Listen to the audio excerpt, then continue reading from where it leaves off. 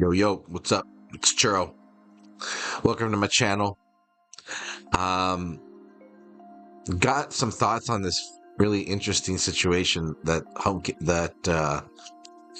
I'm seeing unfold, or I've been witnessing unfold for a couple weeks now, and I have not heard of this technique, let's say, at all, or I haven't seen any videos related to this.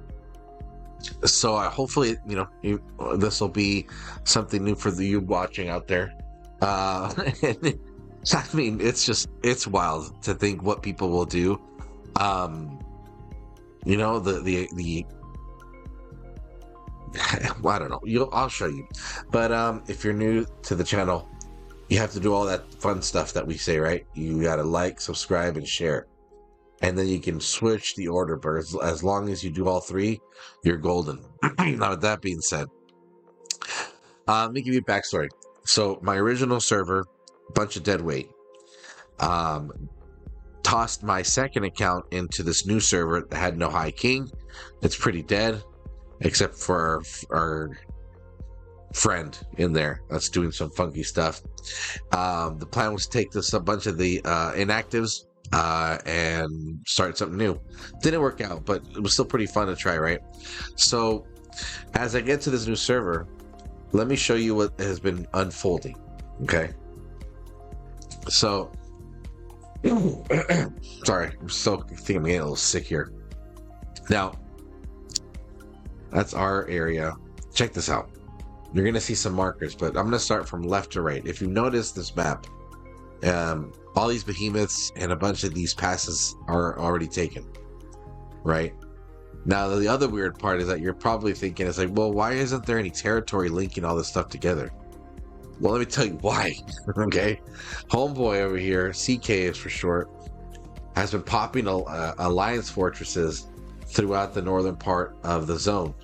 So what they've been doing is they'll pop a core somewhat near a very centralized location where they can easily access multiple behemoths in a pass. Take the first time rewards, demolish it, move the core, rinse, repeat. And they've been doing it in all these different zones. Now, you'll also notice that this person has one core here, a second core up there,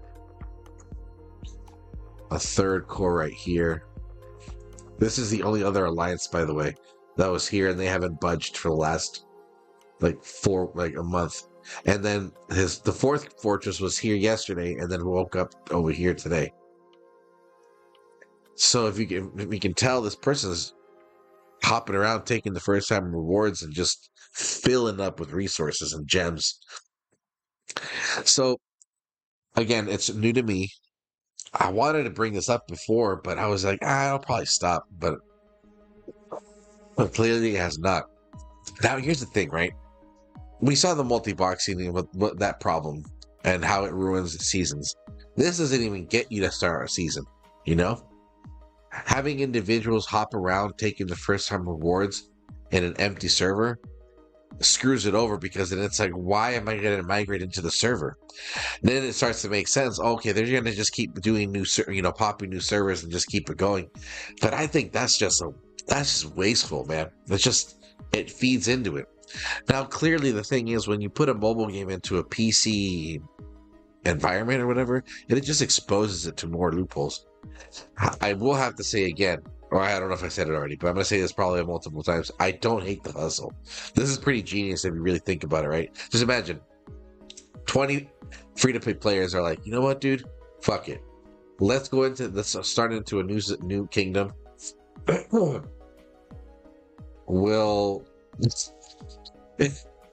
start a new core, bounce around different zones, take the first time rewards. We'll migrate out when we're done. Go to a new empty kingdom. Do it all over again, wait for it to cool down, and then keep hopping around.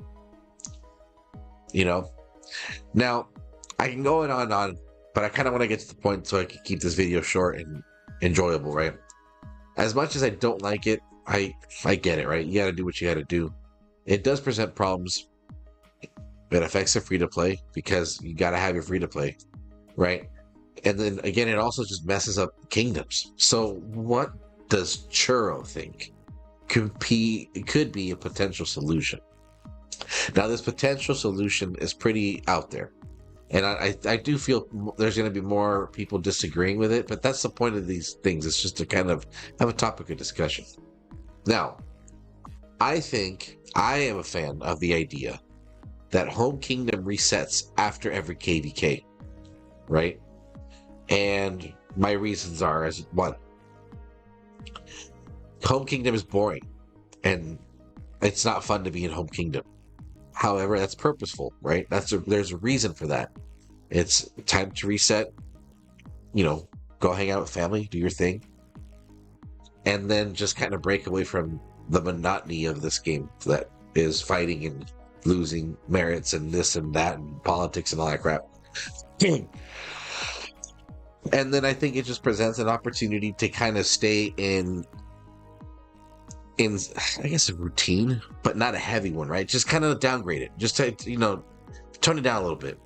Now, the other purpose of Home Kingdom, to what I feel, is that it's an opportunity to also promote your troops in a higher quantity if you're still pushing to T5, and then also recover and recuperate your resources.